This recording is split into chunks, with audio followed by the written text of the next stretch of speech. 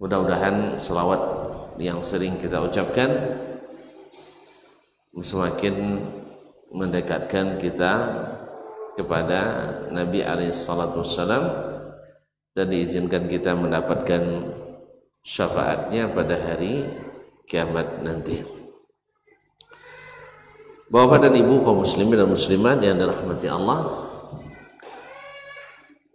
kembali kita bersama Imam Al-Bukhari rahimahullah ta'ala, babu atau kitabul wudu, babul ladzi yughsalu bihi sya'rul insan ila akhirih, bab tentang air yang dibasuh dengannya rambut orang atau rambut manusia. Kemudian juga tentang hukum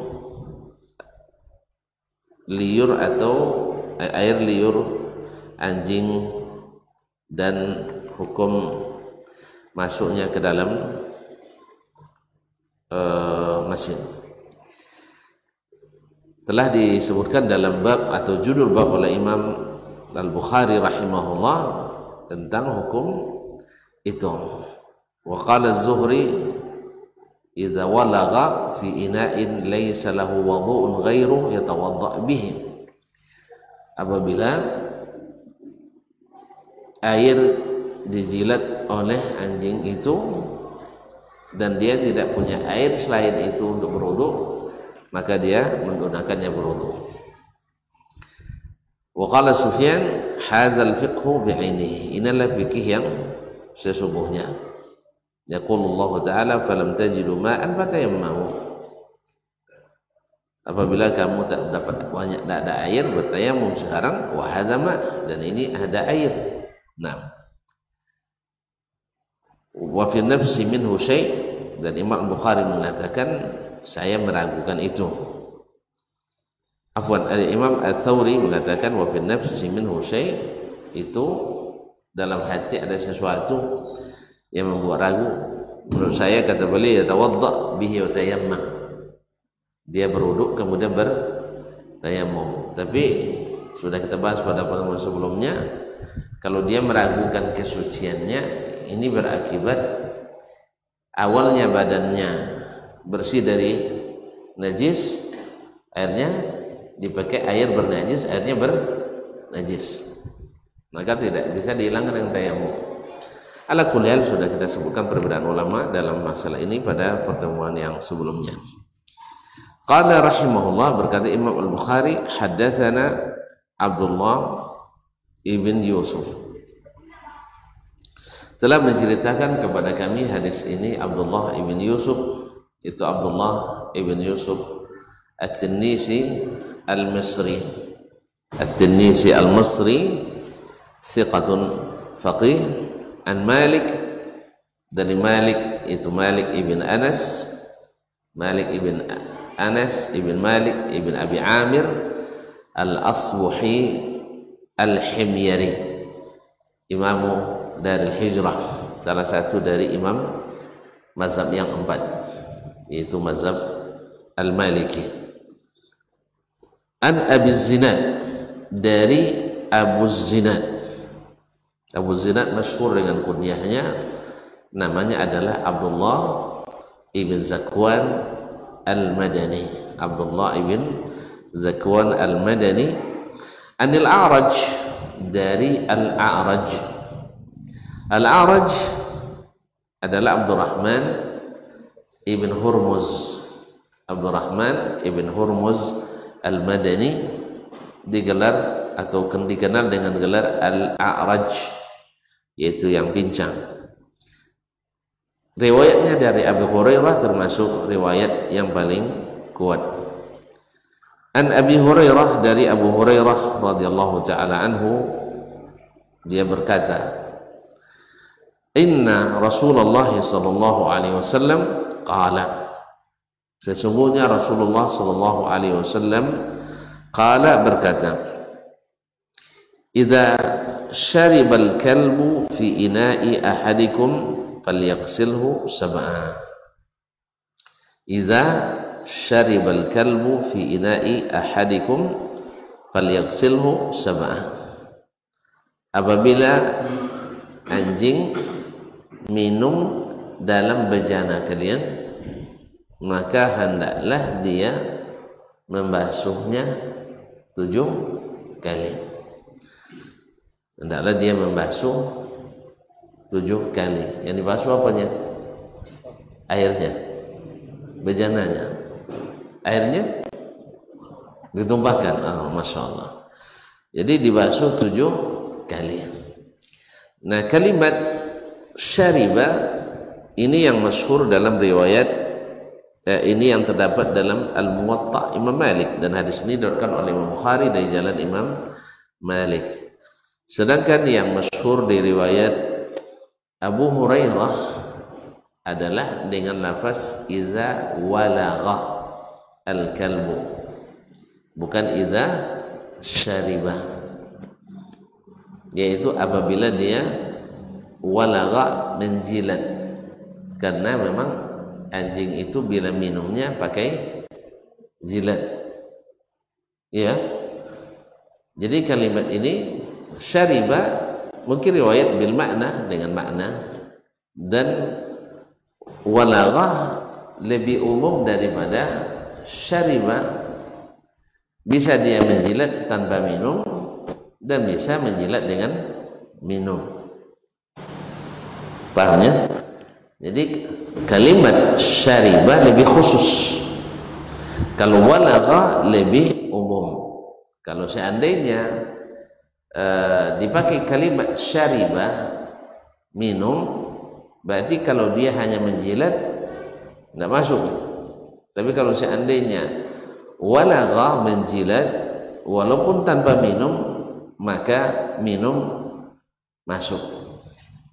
Jadi berlaku umum dan khusus. Dan yang masyhur adalah riwayat dari Abu Hurairah adalah walagha, yaitu menjilat, yaitu lafaz yang lebih bersifat umum, baik dia menjilat dengan minum atau menjilat tanpa minum. Contoh apa jilat tanpa minum? Yaitu dia menjilat bejana kosong. Iya nak? Kalau kalimat syariba, berarti kalau bejananya kosong itu dijilat ada, kan tak masuk hukum tak? Pahamnya tak? Nah, makanya kalimat walagha lebih umum daripada kalimat syaribah. Jadi Ustaz, Assalamualaikum. Jalannya. Jadi kalau dipakai kalimat syaribah, minum, berarti bila bejana itu ada air. Nah, kalau seandainya tidak ada air lalu dijilatnya, berarti tidak wajib dibasuh 7 kali. Kalau kalimat yang sahih misalnya adalah syaribah, minum. Tapi kalau kalimat walagha artinya menjilat, baik kosong maupun air, berair, maka mesti dibasuh 7 kali. Dari hukum basuh 7 kali ini kena semuanya. Jelas? Kalau jelas sudah lah. Masyaallah kiram dirahmati Allah SWT. Jadi dalam yang masyhur di riwayat riwayat Abu Hurairah, riwayat jumhur ashabihi, yang diriwayatkan oleh mayoritas murid-murid Abu Hurairah radhiyallahu taala anhu, kata Imam Ibnu Hajar rahimahullah, iza walagha, apabila walagha. Walaupun kalimat walagha itu pada umumnya adalah mengandung makna minum dalamnya, yakni walagha yalaghu iza syariba bi tarafi lisanihi, apabila dia minum dengan ujung lidahnya, au adkhala lisanahu fihi faharrakahu, atau dia masukkan lidahnya ke dalam air itu lalu dia gerak-gerakkan.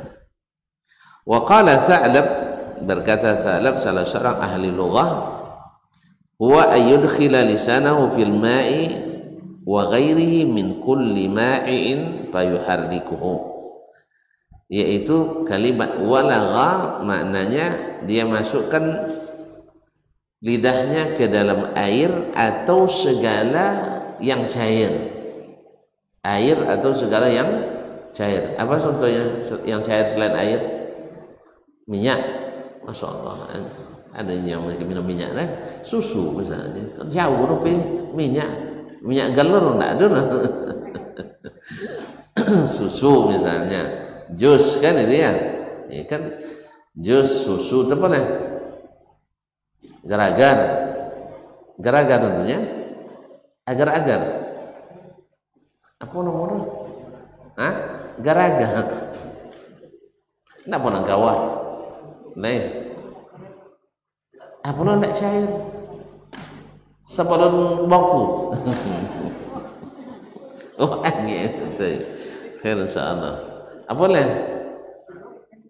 Cindu, sirup. Nah, sirup, cindu dan sebagainya. Jadi segala yang cair selain daripada air, bila dia masukkan lidahnya ke dalamnya dan dia gerak-gerakkan, maka dia disebut walagha. Ibnu Darustawaihi menambahkan baik dia minum atau hanya sekedar dia jilat saja, baik dia minum ataupun tidak, syariba au lam yashrab. Yang penting apabila dia menggunakan lidahnya di tempat yang cair, maka itu disebut dengan walagha dalam bahasa Arab. Nah, ma'asyiral kiram dirahmati Allah SWT. Kemudian kalau dia menjilat yang tidak ada atau menjilat yang tidak cair, contoh gara-gara tadi kan tidak cairnya jilat, tapi jilat ada, itu namanya la'aqahu, yaitu menjilat yang tidak cair. Makanya garpu disebut dalam bahasa Arab mil'aqatun, alat untuk menjilat. Iya tak? Ambil je garpu, kemana dong? Tak pernah makan garpu. Dulu dimasuk dimasuk setu-setu kan, ada kawan lepai ke pokan, makan, dia mau makan tu cerita deh, lomak makan di pokan dunia pakai garopunya. Kawan garopu lu kecen deh makanan, tu banti lah makan di mana mau makan di situnya, nanti situ dia makan cik danya banyak garopunya, banyak garapu di bedong di mau garpu kan, dan tu apa garpu banyak kan, kecen kan banyak sekali makan, pokoknya mau garpu rusak. Jadi garpu disebut mil'aqah, bukan sendok maksudnya, bukan garpu, sendok ya, sendok dalam bahasa Arab disebut sendok untuk makan, disebut mil'aqatun, alat untuk menjilat. Jadi sepertinya kita kalau makan sesuatu yang tidak cair, umumnya pakai sendok tadi, ya, pakai sendok. Jadi menurut ahli orang Arab, kalau mil'aqah itu la'aqahu, menjilat sesuatu yang tidak cair, jilat sesuatu yang tidak cair. Wa qala al-Mufarrizi fa in kana farighan yuqalu lahasahu. Kalau yang dijilatnya bejana kosong itu disebut dengan lahasahu. Tapi ini semuanya bahasa, menurut bahasa. Tapi menurut hukum syar'i, walagha itu baik kosong maupun tidak, baik minum maupun tidak, cair atau tidak cair, disebut dengan walagha. Maka dalam kaidah apabila bertentangan makna syar'i dengan makna lugawi, mana yang dulu kan? Makna syar'i. Jelas? Dengan makna sekalipun bejana yang dijilatnya jadi kosong, maka masuk dalam hukum walagha. Masuk dalam hukum walagha.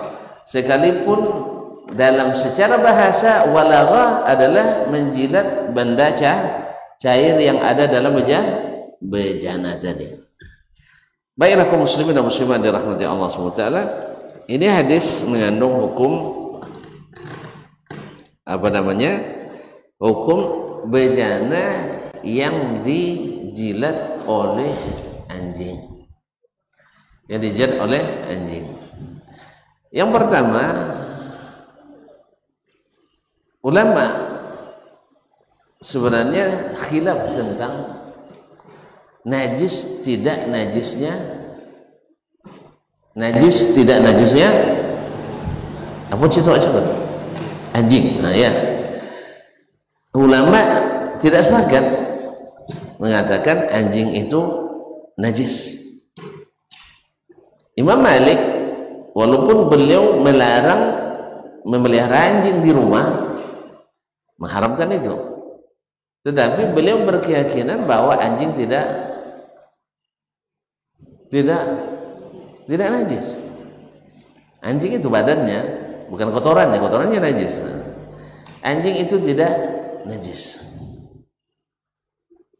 Jelas? Lain bunyinya. Hah? Itu jen sabunnya lah. Jumhur fuqaha dan jumhur ahli hadis mengatakan anjing najis. Tetapi walaupun tidak najis, beliau tetap memakai hukum ini, yaitu mesti dibasuh 7 kali. Mesti dibasuh 7 kali. Loh, kenapa hukumnya sama? Nah, di sini ulama berbeda pandangan. Yang mengatakan anjing itu najis, dan insya Allah ini yang kuat, yang mengatakan anjing itu najis, membasuhnya itu karena najis tadi, dibasuh 7 kali untuk menghilangkan najis itu. Yang mengatakan tidak najis kok 7 kali juga, kata beliau ini ta'abbudi. Tahu ta'abbudi? Ini salah satu bentuk ibadah yang diperintahkan. Jelas? Jadi dengan demikian kita pahami bahwa para ulama alaihim rahmatullah, para fuqaha tidak mengharuskan segala perbuatan itu mesti masuk hukum logika. Jelas? Artinya tidak masuk akal, maka asal perintah mesti dihilangkan, dilaksanakan. Jelas? Di sini terlihat Imam Malik bagi jumhur mengatakan kenapa 7 kali? Karena dengan 7 kali itulah bersihnya. Dan nanti ada hukum lagi pakai tanah salah satunya kan? Nanti bicara ini sus dulu terlalu basuh. Nah, kenapa Imam Malik yang mengatakan tidak najis mesti juga 7 kali? Karena ini perintah dari kala Rasulullah, dari Rasulullah SAW. Intinya apa? Karena ini perintah, baik perintah itu masuk akal atau tidak masuk akal, sama-sama harus perintah. Masuk akal tak masuk akal mesti masuk, mesti dilaksanakan. Jalannya nyapa mau nak masuk akal dong. Patutnya najisnya kan najis berat, makanya membersihkan juga berat kan, itu masuk makna masuk akal itu. Kalau menurut Imam Malik dia tidak najis, cuman kenapa harus dibasuh juga? Karena begitu perintahnya, perintahnya.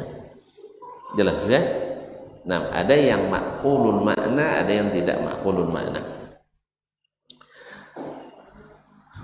Ini yang pertama, bahwasanya ulama tidak sepakat mengatakan anjing najis. Apa dia nak wangi mon contoh? Mesti juga najis aja lah. Awak adalah keyakinan tetap najisnya, apa imbasnya nanti? Perkaranya akan berimbas pada nanti tonton bertanya anjong masuk lemu saji. Ya kan? masuk masjid pijak adanya karpet awak. Apa hukum Ustaz? Apa hukum? Kalau pengurus banci sabutlah tak najis Ustaznya. Iya lah. Iya, tapi jemaah karena sudah tertanam anjing najis, tidak najin kan masuk masjid itu lainnya kan dia. Kan gitu. Jadi daripada najin dia kan masuk masjid apa sebab? Nampak anjing makan napu dalamnya, makan logo dalam. Jelas ya? Nah, yang mengatakan bahwasanya anjing tidak najis kan ada dalam judul bab disebutkan oleh Imam Bukhari kan, bahwasanya anjing lewat dalam masjid dan makan dalam masjid. Apa hukumnya? Pindang masjid? Tidak. Makanya disitulah Imam Malik mengambil dalil bahwa anjing tidak najis, sebab di zaman Nabi SAW anjing kadang-kadang masuk ke Masjid Nabawi karena Masjid Nabi itu kan dari tanah dan pintunya terbuka. Jadi kalau terbuka anjing ambil kamu saji nang tak boleh masuk, tak ada cerita. Dan anjing Muslim kafir tak ada cerita tak ambil kan ya. Yang jalan nampak tulang setan ngono lalu dia masuk orang. Kadang tempo lawak lalu juga. Kaum muslimin benar. Anjing saya lalu wanginya tetap binatang. Sajak-cak wangi anjing tetap binatang wangi. Jalannya. Jadi dia masuk masjid Nabi SAW tidak pernah memerintahkan sahabat untuk mengambil cabak, sungguh jojak musajid itu tidak ada. Jelas? Berarti disitulah Imam Malik memahami tidak najisnya. Tapi jumhur mengatakan tetap najis, tetapi ini termasuk yang dimaafkan. Karena kalau seandainya harus disungkuh tiap jojaknya, abid kena sungkuh tengah menina tuan-tuan. Jalannya sesuatu yang memberatkan, maka al-masyaqqatu tajlibut taysir. Segala yang menyulitkan itu, yang susah dielakkan, maka dimaafkan. Makanya orang yang bawa anjing menggembala kambing itu tidak bersinggung-singgungnya kira. Tuan-tuan, uang pergi kubalo, nyawa tak pernah kubalo, tak tontu dah. Kira-kira anjing tu uang jalur iko jalan rumah, kau tak apa sih kau ada gitu? Bisa diatur kayak gitu enggak? Jadi kubalo biar gambarkan tuan. Di sitan kambing di sana, kambingnya tak taat.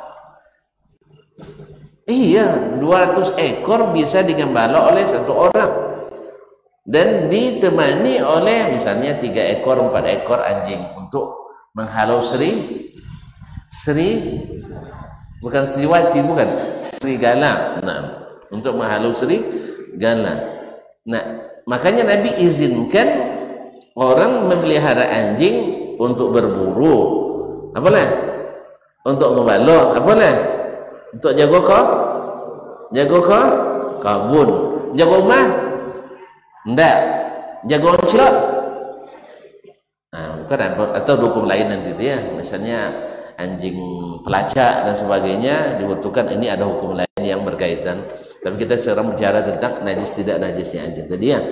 Nah, karena tak mungkin mengkhususkan jalan untuknya, kadang jalan depan awak dan jalan gitu kan. Tapi dek ke pengembalo do tapaknya tadi tu basuh tahu. Oh dek tapi jajak anjok. Tu dibasuh. Kaum muslimin. Dibasuh? Setiap tepi jajak anjok basuh? Sudah kubalo. Iya, sudah kubalonya. Basuhnya bukan karena najis, tapi basuh karena antum beruduk tadi. Nah, jadi itu kaum muslimin tidak ada perintah dari Nabi SAW untuk membasuh seseorang yang lewat di tempat anjing yang pernah lewat di situ. Maka dipahamilah bahwa tidak najis. Jelas dong? Dan judul bab menunjukkan itu. Nah, walaupun tidak sebagai najisnya, tetapi hukum membasuh yang dijilat oleh ini tetap 7 kali. Nanti mereka berbeda pula. Apakah anggota badannya yang lain sama dengan mulutnya? Kalau jumhur mengatakan mulutnya saja, padahal mulut yang paling berosio kan tiba kan mulut kan paling yang paling berharga di anggota tubuh kita apa?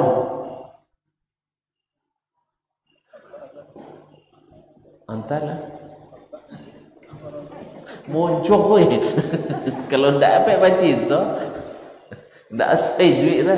Saya coba ndak bisa baca itu, bisa duit ndak lama duit dah jelek. Jadi mulut anjing, mulutnya itu. Dan biasanya tuan-tuan kalau kan lolok apa nonton buat kan beberapa muncul kan muncul berosiang nama gosok ndak telinga gosok dah kan iya kaki kadang coba siram jayu begini. Tapi kalau muncul masya Allah berosiang non masuk ke muncul non lada-lada itu berosiang. Nah lah lepasnya boleh. Subhanallah. Kata bahasa awak sedul benar bejaran. Jadi kaum muslimin dan muslimat dirahmati Allah, jadi yang paling mulia di badannya saja najis, apalagi yang selainnya. Jadi samuncung kalau bosur itu, tetapi semuanya tidak mengatakan tidak mesti. Kias ini tidak berlaku. Kias ini tidak berlaku. Ala kulli hal, dari sisi dalil seperti kata Imam An-Nawawi rahimahullah, ya dari sisi dalil kuat yang mengatakan tidak najis. Tapi kehati-hatian, apalagi sebagian besar ulama mengatakan najis, ya maka kita katakan lebih hati-hati pendapat jumhur. Jelas kaum muslimin dan muslimat, ya ditambah lagi dengan perintah membasuh 7 kali. Ini menandakan bahwa najisnya berat gitu. Jelas ya? Wallahu musta'an. Nanti juga berkaitan dengan masalah hukum memakannya dan sebagainya. Mau makan? Nauzubillah, semua nauzubillah. Nah, ada kabar kawan dari kawan, ustaz kan? Kawan dari kawan. Jadi PK arah ke Potana, kamu dia kan, Ponorogo yang kate kene Sumatera Utara. Banti di rumah makan lu asli dulu memakan orang Islam. Sehingga di situ ada tulisan Bismillahirrahmanirrahim. Rupanya lah diganti doang jadi BPK, Badan Pemeriksa sangkonya Badan Pemeriksa Keuangan. Nah, merek BPK masuknya lah, dia tidak paham lah. Tengok ada Bismillah kan, ada istilah tanda-tanda rumah makan orang Islam masuknya. Lalu makannya itu ustaz atau siapa? Yang penting ada yang menceritakan belum pula makan atau jajan jemaah si kawan Citong dulu. Nah, jadi makan lalu makan minta tambah kuah, panggil pelayan deh kan, tambah kuahnya. Kuah apa pak? B1 B2 katanya. Mendengar B1 B2 langsung muntah karena memang kita sudah terbiasa jijik kan, karena ini tidak halal menurut kita, tidak halal. Makanya hati-hati, lebih diutamakan daripada, karena masalahnya khilaf. Memang ada khilaf, ada ulama mengatakan tidak haram, tetapi hati-hati menghendaki kita untuk tidak menganggapnya sebagai tidak najis. Lalu bagaimana dengan yang tadi melintas-lintas di tanah dan sebagainya, lalu terbijak oleh kita? Ini sesuatu yang tak mungkin dielakkan, maka dimaafkan. Tapi kalau seandainya tuan-tuan tidak berarti rampah tadi, tidak berarti rampah, sudah itu terbijak, akan naik basuh juga kaki tu. Pada pelumpu nggak wang yang makna betul kan? Ya. Jadi basuh itu biasa. Basuh. Oke. Baik kaum muslimin dan muslimat dirahmati Allah SWT. Itu yang pertama. Yang kedua, 7 kali. Dibasuh 7 kali. Kalau jumhur tadi mengatakan dibasuh 7 kali itu untuk menghilangkan najis. Sedangkan subhanallah. Sedangkan Imam Malik rahimahullah maksudnya bukanlah najis, tapi maksudnya lit ta'abbud, semata-mata untuk beribadah taat kepada Allah karena diperintahkannya. Jelas ya? Baik. Yang ketiga, karena waktu terpaksa disingkat. Yang ketiga tentang masalah apakah pakai tanah atau tidak. Sebab kalau menurut Imam Abu Hanifah dan Imam Malik tidak pakai tanah. Dan Imam Malik mengatakan tidak pakai tanah. Apa sebab? Sebab riwayat Imam Malik tidak ada pakai tanah. Di riwayat beliau hadis yang diriwayatkan tidak ada pakai tanah, tetapi yang masyhur dari riwayat Abu Hurairah radhiyallahu taala anhu ihdahunna bitturab, salah satu dari 7 itu ya, iza walagal kalbu fi ina'i hadikum falyaghsilhu sab'an ihdahunna bitturab. Riwayat lain mengatakan ukhrahunna bitturab. Ya, ihdahunna bitturab wa ukhrahunna bitturab. Dan sebagian lain mengatakan ihdahunna bitturab, ukhrahunna bitturab, sabi'atuhunna bitturab. Lain mengatakan thaminatuhunna bitturab. Yang ke-7 atau yang ke-8. Ma'asyiral kiram dirahmati Allah SWT, karena waktu azan masuk waktu azan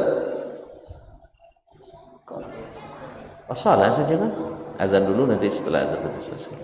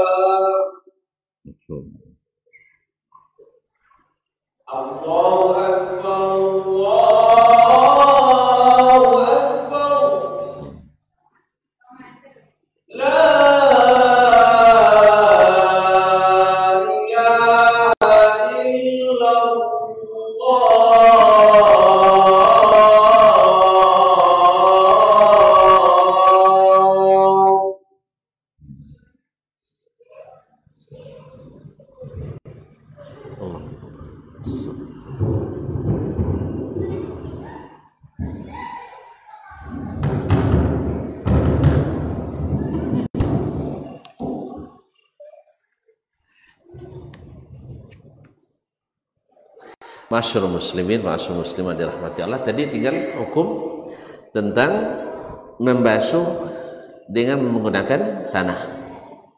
Riwayat berbeda dalam masalah ini. Ada riwayat ihdahunna, salah satunya dari yang 7 kali itu dengan tanah.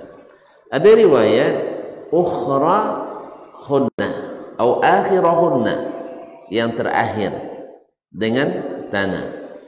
Ada riwayat as-sabi'ah bit-turab, yang ke-7, ini sama dengan terakhir.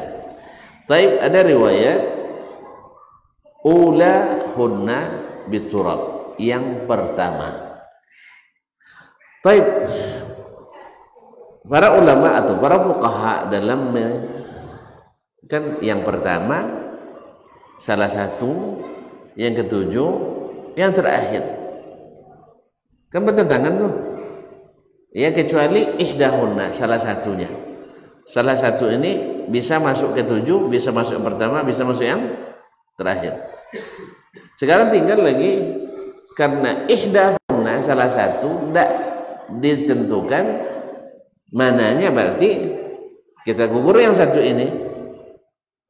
Tinggal lagi riwayat awal atau akhir, karena yang ke-7 dengan yang terakhir kan sama nih, berarti tinggal lagi yang bertentangan 2 kan, karena riwayat yang tidak menentukan, kemudian di sini ada riwayat yang menentukan, maka yang muqayyad didahulukan dari yang mutlak.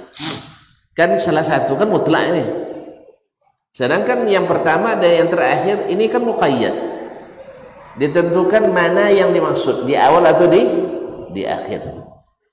Kemudian setinggal lagi yang di awal atau di akhir, mana yang lebih kuat riwayatnya, maka Imam Ibnu Hajar menyebutkan dan juga menukil dari Imam Asy-Syafi'i rahimahullah ta'ala, bahwasanya yang riwayat yang ulahunna, yang pertama dari ke-7 kali membasuh itu dicampur dengan tanah.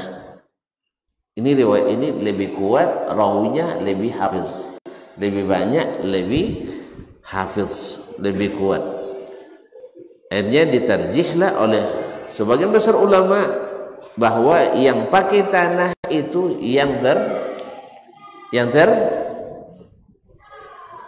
alhamdulillah masih bangun, yang pertama, bukan per. Masya Allah, hampir saya salah. Untuk antum masih Berarti bisa panjang-panjang nih kajian lagi. Yang pertama, ini yang dikuatkan oleh Imam kita Syafi'i rahimahullah ta'ala, seperti dalam riwayat Al-Harmalah ibn Yahya At-Tujibi dan lain-lainnya, bahwa yang pertama itu dikuatkan. Sebab apa? Sebab kalau dicampur tanah yang terakhir ini tidak selesai 7 kali, bisa 7 kali 2 nanti ya, karena kalau yang ke-7 dicampur tanah tambah kotornya, belum selesai kan, berarti tambah basuhan lagi, tidak sesuai dengan perintah membasuh 7 kali. Maka kata Imam Asy-Syafi'i rahimahullah, pendapat yang mengatakan ulahunna di samping riwayatnya lebih kuat dan juga dari sisi manfaat lebih tepat, yaitu dibasuh yang pertama kali campur tanah, kemudian kedua, ketiga, keempat, kelima, keenam, ketujuh tanpa tanah dan bersih. Ustaz, 7 kali basuh nih bros ya. Aji kalau basuh gole macam apa biasanya? 2 kali siram jangan selesai kan? Ini enggak, 7 kali basuh yang pertamanya pakai tanah. Sebagai mengatakan tetap memakai ihdahunna, salah satunya ya, salah satunya ya, tetapi tidak yang terakhir, tidak yang terakhir. Nah, bisa di yang kedua, yang ketiga dan seterusnya. Wallahu taala alam. Yang lebih kuat dalilnya dan lebih banyak perawinya adalah riwayat yang pertama dicampur dengan tanah, dicampur dengan tanah. Masalah apa lagi? Selesai? Campur dengan tanah. Nah, dalam hadis ini terdapat beberapa faedah hukum, misalnya bahwa air yang sedikit bila kena najis akan dianggap bernajis. Jelas? Air yang sedikit bila bercampur dengan najis otomatis disebut air najis, sekalipun tidak berubah salah satu sifatnya, warna, rasa kok jauh ke mencoba suruhnya, nampak jili ada anyong sudah itu cosonya lebih banyak jarang itu. Tapi pada umumnya warna dan bau. Kalau bau tahu aja baunya ya, tapi kalau masuk ada cendur. Iya kan? Misalnya enggok lango hijau di dalam jate apa namanya dalam jus awak cidu nangnya ya. Kalau itu toloknya bukan tengok bau bandaknya, tapi kalau cucu buah nyamnya jarang yang mau itu.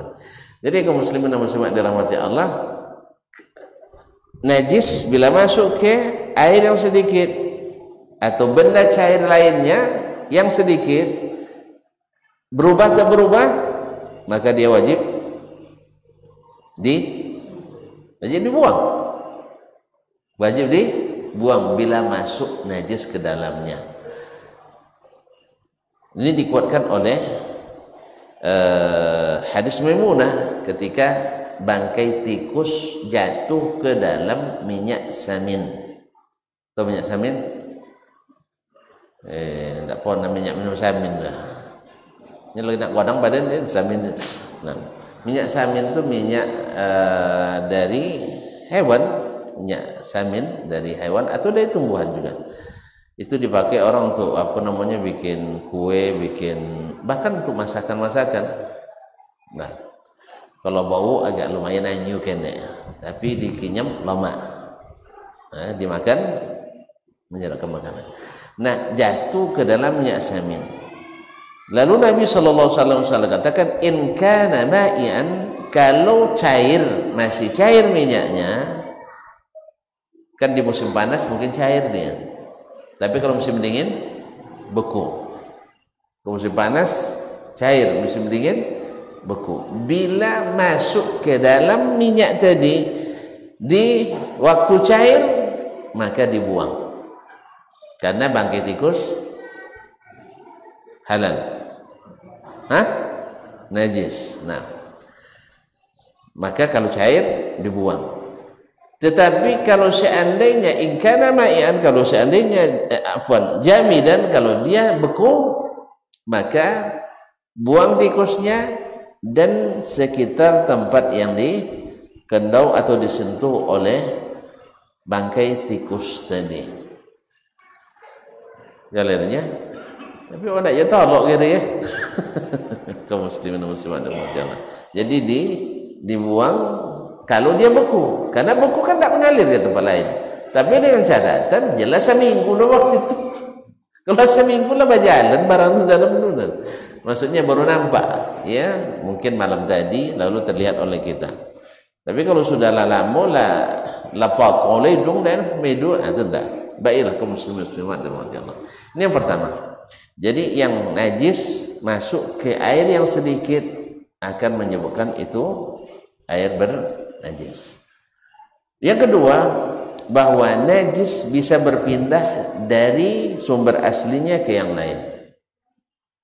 Jelas bahwa anjing kan najis, lalu dia menyentuh barang lain yang awalnya suci, akhirnya berpindah.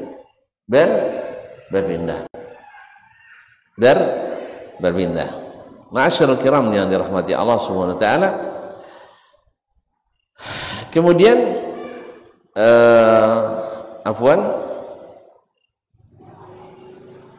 bahwasanya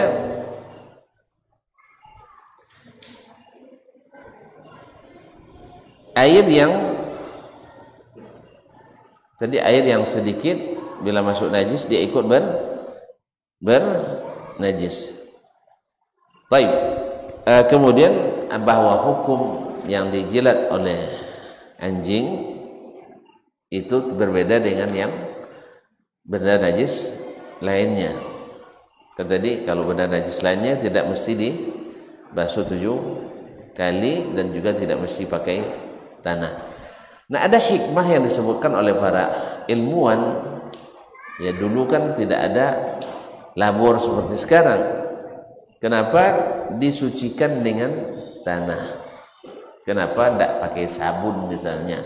Apalagi zaman sekarang kan, para peneliti di berbagai negara, misalnya di Jepang, menemukan bahwa di dalam liur anjing itu terdapat zat yang tidak bisa dihilangkan dengan alat pencuci apapun kecuali dengan tanah. Maka subhanallah, Allah yang memberikan ilmu ini kepada Nabi kita alaihissalatu wassalam. Dulu orang nggak tahu tuh, sehingga sebagian meremehkannya. Tapi kita orang beriman kan tidak. Orang beriman tak boleh meremehkan sekecil apapun yang datang dalam firman Allah dan sunnah Rasulullah sallallahu alaihi wasallam. Tadilah Imam Malik, walaupun beliau mengatakan tidak najis, tetapi tetap mengikuti proses yang disuruh oleh Rasulullah sallallahu alaihi wasallam. Dan fatwa beliau tidak najis juga tidak membuat beliau membolehkan bawa anjing di rumah, apalagi masuk kamar. Jelas?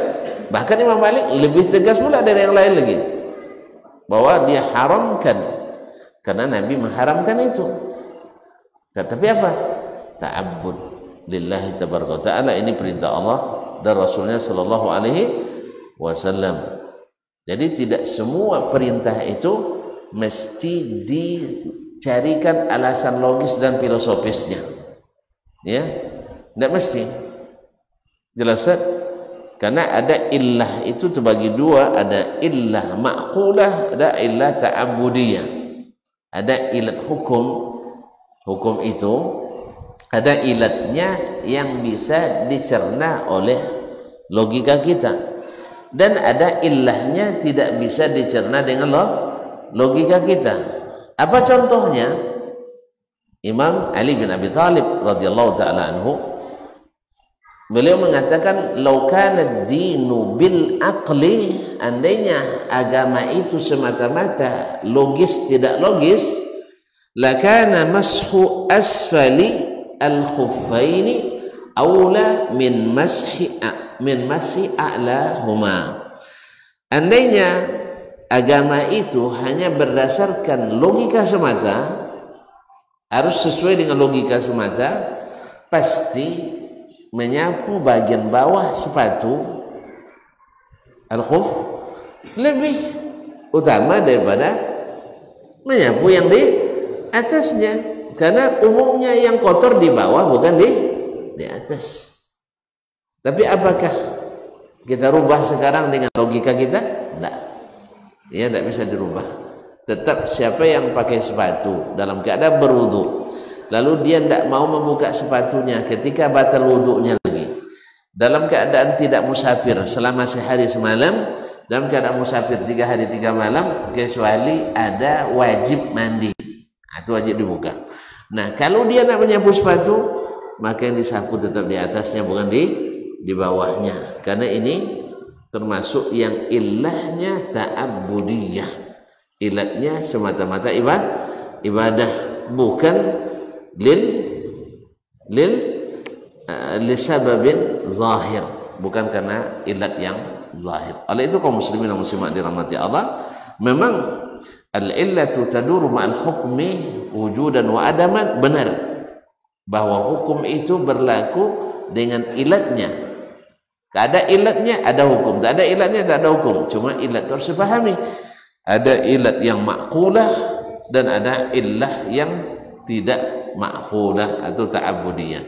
Ini yang kadang sering dilupakan oleh sebagian orang yang terlalu mengandalkan akal dalam memahami hukum-hukum syariat yang diturunkan Allah Subhanahu wa taala. Barangkali sampai di sini yang dapat kita sampaikan, mudah-mudahan bermanfaat. Kalau ada yang bertanyakan dipersilakan.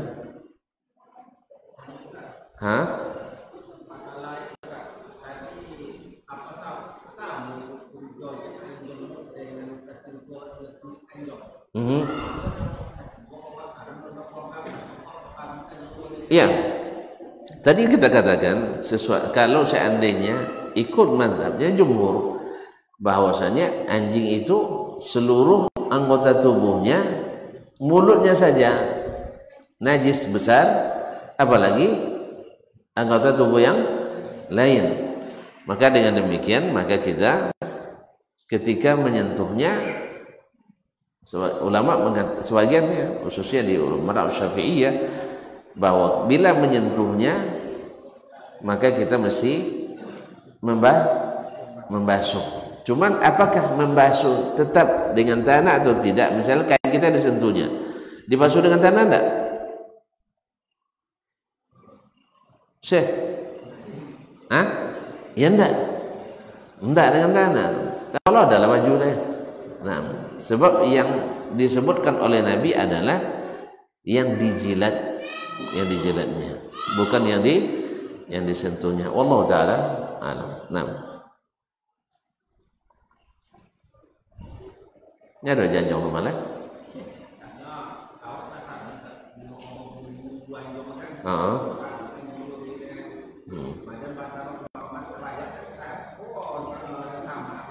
Mandi baik kurang. Ini kadang tak je solat kita tak.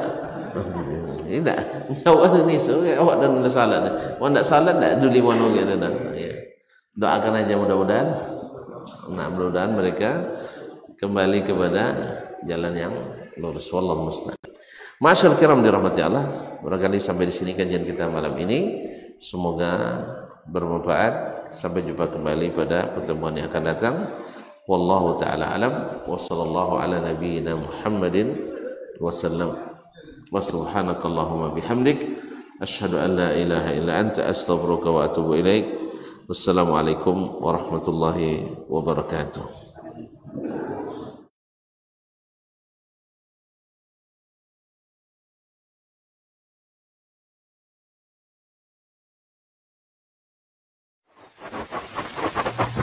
barometer amal kita saleh tak salehnya di salat kita. Bila salat kita ikhlas dan sesuai dengan sunnah Nabi SAW, maka insya Allah amalan yang lain mengikut. Ini aktivitas ini membantu saya di akhirat atau akan menyulitkan saya di akhirat? Kalau seandainya perbuatan itu ternyata akan menyulitkan kita di akhirat kelak, tinggalkan perbuatan itu. Anta ni'mal jund. Kamu adalah sebaik-baik prajurit. Coba lihat.